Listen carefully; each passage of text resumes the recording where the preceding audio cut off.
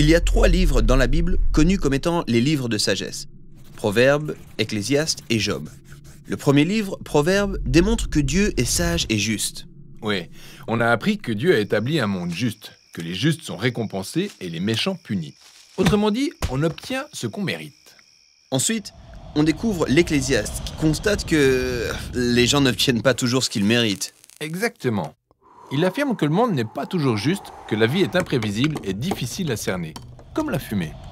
Ce qui vous amène à vous demander, au fait, Dieu est-il sage et juste ? Tout à fait. Et c'est donc cette question que développe le dernier livre de sagesse, Job. Ok, on se lance.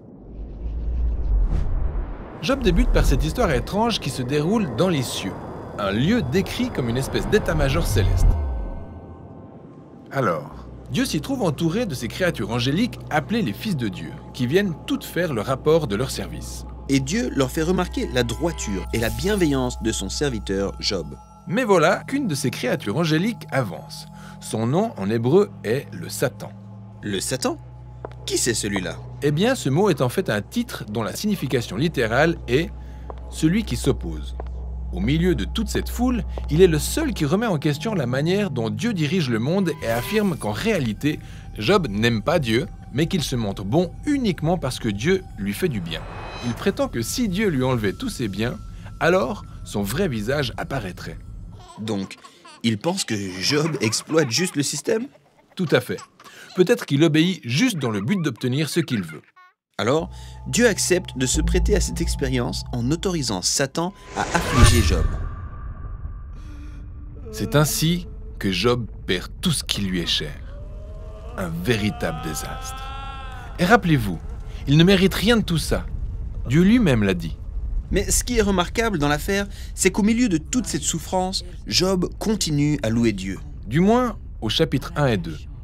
C'est au chapitre 3 qu'on perçoit ce qu'il ressent réellement. Il s'exprime à travers ce poème long et élaboré qui révèle ce désastre dans lequel il maudit le jour de sa naissance. Après ça, certains des amis de Job viennent lui rendre visite pour le soutenir. Mais tous s'accordent à dire « Job, tu as forcément fait quelque chose de grave qui mérite ce sort. » Après tout, on sait que Dieu est juste et que le monde est régi par la justice et l'équité de Dieu. Tu n'as donc que ce que tu mérites. Et tout au long des 34 chapitres suivants, Job et ses amis se lancent tour à tour dans une poésie hébraïque des plus élaborées. Ses amis continuent à spéculer au sujet de la raison éventuelle pour laquelle Dieu aurait infligé une telle souffrance et se mettent même à énumérer une liste de péchés potentiels que Job a certainement commis. Pourtant, après chaque accusation, Job proteste en réaffirmant son innocence. Et Job est innocent ? Bien sûr, il est aussi en plein ascenseur émotionnel, alors, à certains moments, il croit fermement que Dieu est toujours sage et juste. Mais à d'autres, il doute de la bonté de Dieu. Il en vient même à accuser Dieu d'être un incapable, injuste et corrompu.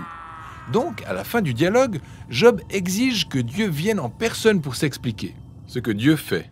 Il apparaît sous la forme de gros nuages orageux. Mais Dieu ne donne pas une réponse directe à Job. Il ne lui parle pas non plus de sa conversation avec le Satan. Ouais, il fait quelque chose de très différent. Il fait faire à Job une visite virtuelle de l'univers. Il montre à Job à quel point le monde est vaste et il lui demande s'il est seulement capable de le gérer ou de le comprendre l'instant d'une journée. Il lui présente tous les détails que l'univers renferme, des choses qu'on voit tous les jours sans toutefois vraiment les comprendre, contrairement à Dieu qui les comprend et en connaît les profondeurs. Il veille sur la beauté et le fonctionnement de l'univers à des degrés insoupçonnés de l'homme et en des endroits qu'on ne verra jamais. Et pour finir, Dieu montre à Job 2 terrifiantes créatures en se vantant de leur beauté. Ouais, elles sont dangereuses. À vrai dire, elles peuvent tuer sans même s'en rendre compte. Et Dieu dit qu'elles ne sont pas maléfiques, elles font en fait partie de son magnifique univers. Et c'est tout ?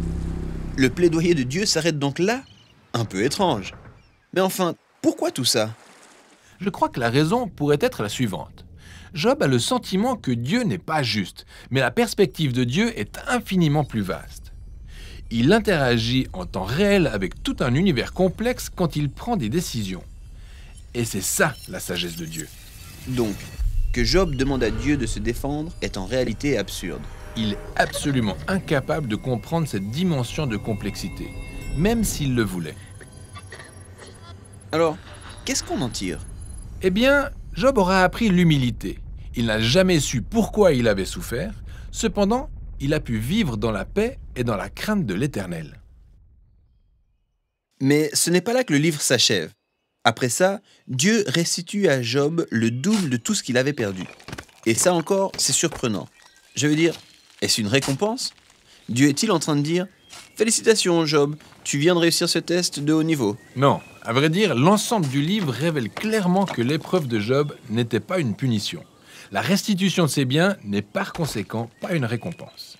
Alors, pourquoi tout cela lui est-il restitué? Eh bien, il se peut que Dieu, dans sa sagesse, ait décidé d'offrir un cadeau à Job. Et on ne sait pas pour quelle raison. Mais tout ce qu'on sait, c'est que désormais Job est le genre de personne capable de faire confiance à Dieu, quelles que soient les circonstances, bonnes ou mauvaises. Et voilà pour le livre de Job qui représente aussi la fin de notre série sur la sagesse. Ces livres bibliques sur la sagesse sont exceptionnels. Chacun d'eux offre une perspective unique permettant de mener une belle vie. Donc il est important de les garder tout à l'esprit alors qu'on apprend à vivre dans la sagesse et la crainte de l'Éternel.